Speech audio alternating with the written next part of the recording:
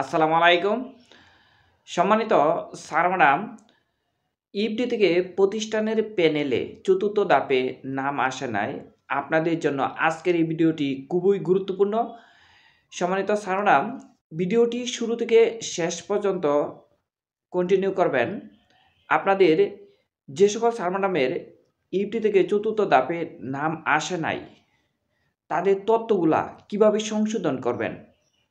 আমি কিছুক্ষণ আগে মাউশির ইমেজ সেলের একজন কর্মকর্তার সাথে কথা বলেছি এবং স্যার আমাকে যেভাবে বিষয়টি বুঝিয়ে বললেন আপনাদের সাথে শেয়ার করব।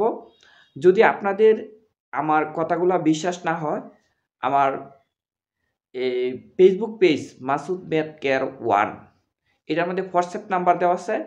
এই হোয়াটসঅ্যাপ নাম্বারে কল দিবেন এবং স্ক্রিন চ্যাটের মাধ্যমে আপনাদেরকে দেখিয়ে দিব আমি যে মাউশির একজন কর্মকর্তার সাথে কথা বলেছি এবং তার সত্যতা প্রমাণ সহই, এবং স্যারের কাছ থেকে যে তথ্যগুলো আমি পাইলাম আপনাদের সাথে শেয়ার করব। আপনারা অবশ্যই ভিডিওটি শুরু থেকে শেষ পর্যন্ত কন্টিনিউ করবেন, স্কিপ না করে। সম্মানিত স্যার ম্যাডাম, আমি একজন শিক্ষক, আপনারও শিক্ষক।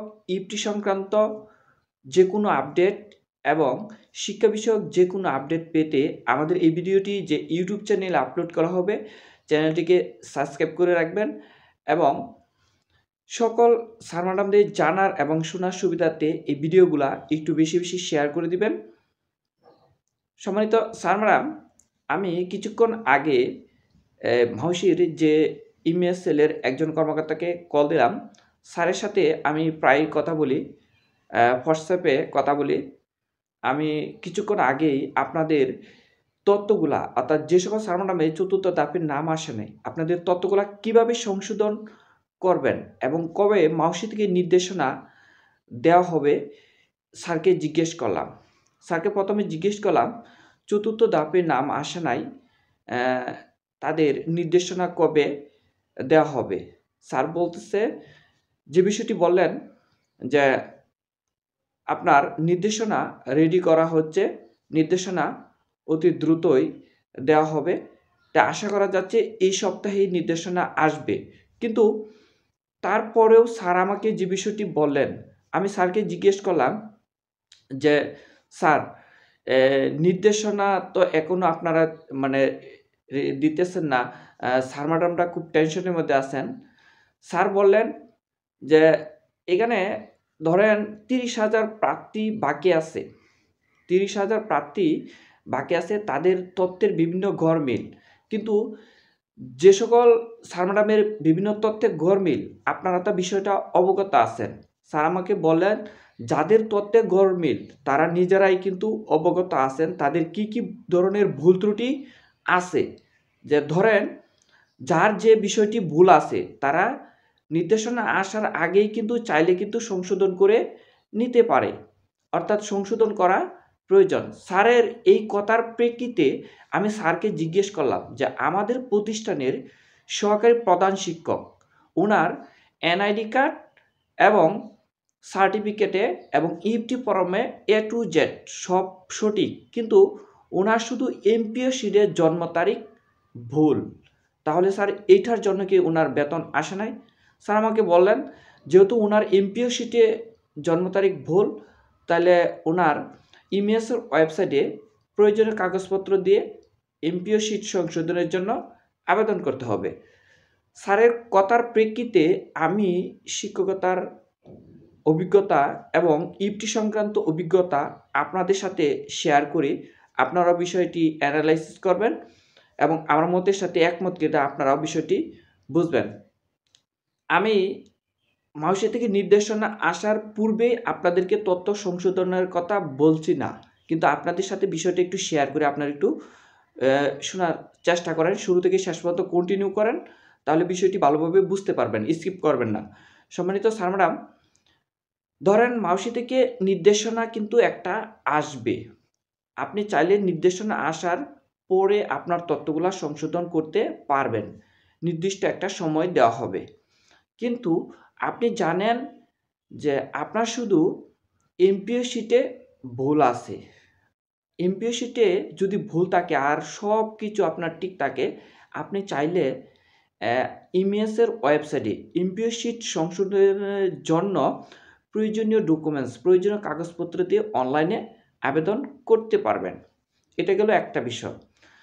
আরেকটা বিষয়, ধরেন আপনার বিভিন্ন ব্যাংকের অ্যাকাউন্টের নামের 1 অক্ষর ভুল, 2 অক্ষর ভুল, কিংবা ব্যাংকের কোনো কিছু তথ্যের ভুল যদি থাকে, আপনি বিষয়টা অবগত আছেন এবং আপনার এই বিষয়টি ভুল আছে, আপনি নিজে থেকে বুঝতে পারতেছেন, তাহলে এটা ব্যাংকে গিয়ে আপনার সংশোধন করতে পারবেন।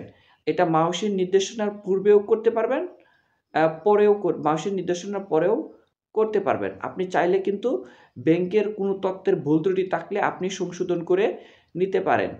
তাহলে আপনি মাউসি থেকে যখন নির্দেশনা দেওয়া হবে, দ্রুত সময়ে ইএফটি ফর্ম পুনরায় এডিট করে সাবমিট করতে পারবেন। আর যে সকল স্যার ম্যাডামরা এখনও ধরতে পারতেছেন না যে আপনার কী ধরনের ভুল ত্রুটি আছে, তারা মাউসির নির্দেশনা আসার আগ পর্যন্ত অপেক্ষা করেন। যখন আপনাদের ফাইলটি ব্যাক করবে, তখন এই প্রতিষ্ঠানের ইউজার আইডি এবং পাসওয়ার্ড দিয়ে আপনি যখন ইমেজ সেলে লগ ইন করবেন, তখন কিন্তু আপনার ফাইলটি যখন মাউসি থেকে ব্যাক করবে, তখন পাশে কিন্তু শো করবে আপনার কী তথ্য সংশোধন করতে হবে। যারা আপনাদের ভুল ত্রুটিগুলো ধরতে পারতেছে না, তারা একটু ধৈর্য সহকারে অপেক্ষা করেন। সম্মানিত স্যার ম্যাডাম, আপনার আরেকটা বিষয় শেয়ার করি। ধরেন আপনার যদি এনআইডি কার্ডে সংশোধন করতে হয়, এনআইডি কার্ডের বিভিন্ন তথ্য ভুল ত্রুটি থেকে থাকে, তাহলে কিন্তু আপনার নির্বাচন কমিশনের কার্যালয়ে যেতে হবে। আর এই সংশোধনটা কিন্তু দীর্ঘমেয়াদী। আমি যে বিষয়টি বলবো, আপনি সংশোধনের জন্য আবেদন করে পেলেন, যাদের এনআইডি কার্ড আপনি নিশ্চিত বুঝতে পারতেছেন যে আপনার এনআইডি কার্ড সংশোধন করতে হবে, আমি যে বিষয়টি বলবো, আপনারা এনআইডি কার্ড সংশোধনের জন্য আবেদন করে পেলেন। কারণ মাউসির নির্দেশনা আসার পরে আপনাকে এনআইডি কার্ড সংশোধনের জন্য আবেদন করতে হবে। আপনি চাইলে পূর্বেও করতে পারেন, কারণ এনআইডি কার্ড সংশোধন কিন্তু দীর্ঘমেয়াদী। যদি আপনার এনআইডি কার্ড সংশোধন করতে হয়, আপনি বিষয়টা বুঝতে পারেন এবং নিশ্চিত হতে পারেন যে আমার এনআইডিতে বিভিন্ন তথ্য ভুল ত্রুটি আছে, তাহলে অবশ্যই এনআইডি সংশোধনের জন্য আপনি নির্বাচন কমিশনের কার্যালয়ে যান। প্রয়োজনীয় ডকুমেন্টস দিয়ে আপনি আবেদন করবেন এবং যে কোনো কর্মকর্তার সাথে নির্বাচন কমিশনের কার্যালয়ে কথা বলে দ্রুততম সময়ে কিভাবে করা যায় তাদেরকে বিষয়টি অবগত করবেন। আরেকটা যে বিষয় বলবো, আপনার এনআইডি কার্ড দ্বারা অবশ্যই রেজিস্ট্রেশনকৃত সিম হয়ে থাকবে। যদি আপনি অন্য কারো সিম দিয়ে মোবাইল নাম্বার দিয়ে থাকেন, ইএফটি ফর্ম পূরণ করে থাকেন, তাহলে আপনি অবশ্যই ইএফটি ফর্ম পুনরায় পূরণ করার জন্য নিজের এনআইডি কার্ড দ্বারা রেজিস্ট্রেশনকৃত সিম অতি দ্রুত ক্রয় করে ফেলুন। এখন যে বিষয়টি বলবো, তথ্য সংশোধনটা কিন্তু আপনি মাউসির নির্দেশনার পূর্বেও করতে পারেন এবং মাউসির নির্দেশনার পরেও করতে পারেন, যদি আপনি বিষয়টা ধরতে পারেন। তারপরেও যে সকল স্যার ম্যাডামরা বিষয়টা বুঝতে পারতেছে না, তারা মাউসির নির্দেশনা আসার আগ পর্যন্ত অপেক্ষা করেন। এই সপ্তাহে নিশ্চিত, আমরা গতকালকে একটা ভিডিও আপলোড দিয়েছি, স্যার বলেছে গতকালকে কিংবা আজকের মধ্যে নির্দেশনা আসবে। এই সপ্তাহের মধ্যে নিশ্চিত মাউসি থেকে নির্দেশনা আসবে ইনশাল্লাহ, আশা করা যাচ্ছে। আরেকটা বিষয়ে কথা বলি, আমি 2-3টা বিষয়ে কথা বলেছি। স্যারকে জিজ্ঞেস করলাম, 4র্থ ধাপে যে সকল স্যার ম্যাডামের প্রতিষ্ঠানের প্যানেলে নাম আসছে, তাদের বেতন কবে দেওয়া হবে? স্যারকে যখন এই প্রশ্নটা করলাম, স্যার বলল, যাদের প্রতিষ্ঠানের প্যানেলে নাম আসছে তাদেরকে একটু ধৈর্য সহকারে অপেক্ষা করতে বললেন। তারা যেহেতু নাম চলে আসছে, অবশ্যই বেতনটা পেয়ে যাবে। আপনাদের বেতনও অতি দ্রুতই দেওয়া হবে। এই সপ্তাহে দেওয়ার সম্ভাবনায় বেশি। যদি এই সপ্তাহে বাই চান্স যদি সমস্যা হয়, তাহলে আগামী সোমবারে ইনশাল্লাহ আশা করি আপনারা পেয়ে যেতে পারেন। আরেকটা যে বিষয় বলবো, আমি কিন্তু ইএফটি থেকে প্রথম লটে বেতন পেয়েছি। স্যারকে আপনার জিজ্ঞেস করেছিলাম যে জানুয়ারির বেতনটা কবে স্যারকরণ করা হবে। স্যার আমাকে যে বিষয়টি বললেন যে আপনারাও বেতন পেয়ে যাবেন, একটু ধৈর্য সহকারে অপেক্ষা করুন, আমরা দ্রুত কাজ করতেছি। সম্মানিত স্যার ম্যাডাম, আজকের এই ভিডিওটি এখানেই শেষ করব। যে যেখান থেকে দেখবেন ভিডিওটি, ইফটি সংক্রান্ত যে কোনো আপডেট এবং শিক্ষা বিষয়ক যে কোনো আপডেট পেতে আপনারা আমাদের ইউটিউব চ্যানেলটিকে সাবস্ক্রাইব করে রাখবেন এবং সকল স্যার ম্যাডামদের জানার এবং শোনার সুবিধার্থে আমাদের এই ভিডিওটি লাইক, কমেন্ট এবং শেয়ার করবেন। সম্মানিত স্যার ম্যাডাম, সকলের দীর্ঘায়ু ও সুস্বাস্থ্য কামনা করে বিদায় নিচ্ছি। আজকের মতো আসসালামু আলাইকুম।